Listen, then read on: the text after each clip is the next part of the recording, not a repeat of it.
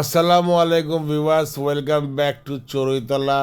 অনেক দিন বাদে আপনাদের জন্য নিয়ে এসেছি একটা পূর্ণাঙ্গ রেসিপি, দারুণ সুস্বাদু রেসিপি।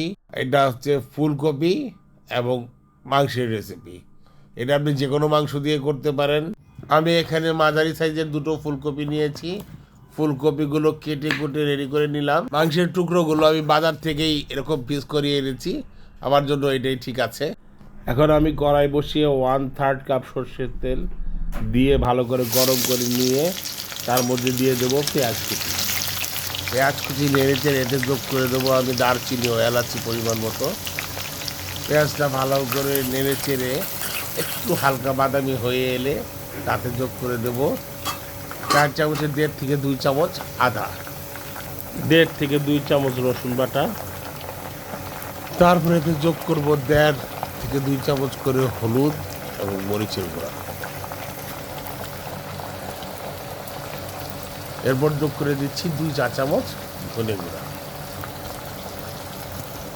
এবার দিচ্ছি আধা চামচ জিরা বাটা। জিরা বাটা দিয়ে ভালো করে মশলাটা নেড়ে চেড়ে পেঁয়াজের সঙ্গে মিশিয়ে কষিয়ে নেব। কষিয়ে নিতে নিতে এতে যোগ করে দেবো স্বাদ অনুযায়ী লবণ।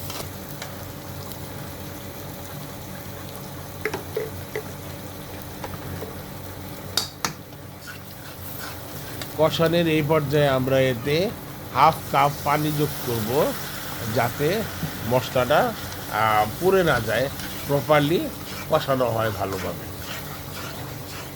পানি দিয়ে এখন নেড়ে চেড়ে ভালো করে মশলাটা মেশানোর পর দেখুন কত দ্রুত আবার একটু তেল বেরিয়ে আসছে। অর্থাৎ পানিটা পরিমাণটা বুঝে শুনে দিতে হবে, তো আবার সময় লাগবে, মশলাটা কষতে ভালোভাবে কষানো হবে না। মশলাটা কষিয়ে নিয়ে যখন ভালো করে এরকম বুটবুটে উঠতে থাকবে, বুটবুটে উঠলে তখন এটি যোগ করে দেবেন আপনি মাংস। আমি 2টা ফুলকপির জন্য এখানে 1/2 কিলোগ্রাম গরুর মাংস নিয়েছি। আপনারা এতে মুরগি যোগ করতে পারেন, খাসি যোগ করতে পারেন, কিংবা যোগ করতে পারেন যারা। মাংস দেওয়া হয়ে গেলে এটা নেড়ে চেড়ে উল্টে পাল্টে মাংসের সব জায়গায় যাতে ভালোভাবে মশলাটা লাগে এমনভাবে নেড়ে চেড়ে ভালো করে কষিয়ে নিতে হবে। যদি ভালোভাবে কষানো না হয় তাহলে কিন্তু রান্নার স্বাদটা ভালো হবে। মশলা মেশানো হয়ে গেলে এখন আমরা ঢাকনা দিয়ে ঢেকে দেবো যাতে মাংসটা সেদ্ধ হতে পারে। এবার ঢাকনা তুলে তাতে সামান্য পানি দিয়ে একটু নেড়ে চেড়ে ফুটতে শুরু করলে তাতে যোগ করে দেবো ফুলকপি। সব ফুলকপি একবার না দিয়ে নেড়ে চেড়ে মশলা মাখিয়ে এগুলোর মধ্যে মশলা মাখানো হয়ে গেলে আবার কিছু ফুলকপি অ্যাড করব। এভাবে আমরা সবগুলো ফুলকপি দিয়ে দেবো।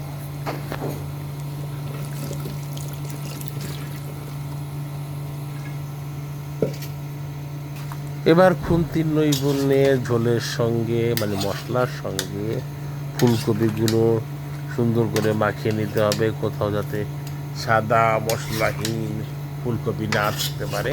খুব ভালো করে মাংস ও মশলা ফুলকপিগুলোর সঙ্গে মিশিয়ে নেব। হয়ে গেলে এখন ঢেকে দেবো সিদ্ধ হওয়ার জন্য, যাতে ফুলকপিগুলো দমে সেদ্ধ হতে পারে। তারপর ঢাকনা তুলে দেখব কি অবস্থা, ফুটতে শুরু করেছে আমাদের ফুলকপি আর মাংসের তরকারিটা। খুব সুন্দর ধোয়া হচ্ছে।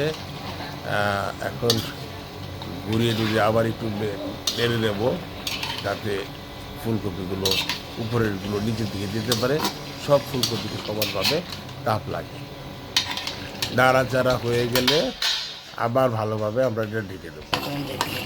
এবার ঢাকনা খুলে ফাইনাল চেক, তরকারির কী কন্ডিশন, সেদ্ধর কতটুকু হলো, লবণের কী অবস্থা, সব রিচেক করে তারপর একটু ঝোল দিয়ে দিতে হবে, কারণ আবার ফুলকপির ডাঁটাগুলো এখনও সম্পূর্ণ সেদ্ধ হয়নি। এবার ফাইনাল ঝোল দিয়েছি। এটার ঝোলটা যখন টেনে আসবে তখন আবার ফুলকপি রান্না শেষ। আমি একটা ডিসপ্লে বলে আপনাদের দেখিয়ে দেবো রান্নাটা কেমন হয়েছে। এই দেখুন সুন্দর করে ফুটে উঠতে শুরু করেছে। আমার বাড়তি যে পানিটা ছিল সেটাও টেনে গিয়েছে। এখন আমি ডিসপ্লে বলে আপনাদের দেখিয়ে দিচ্ছি যে রান্নাটা কেমন হয়েছে।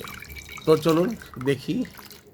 দেখুন কি চমৎকার গর্জিয়াস লুক হয়েছে এই ফুলকপি মাংসটার। আমি খুবই আনন্দিত এবং এটা আমি খেয়ে দেখেছি, অসাধারণ স্বাদ হয়েছে। আপনি ভাত, রুটি, পোলাও, খিচুড়ি যে কোনো কিছু দিয়ে এটি দারুণ উপভোগ করতে পারবেন।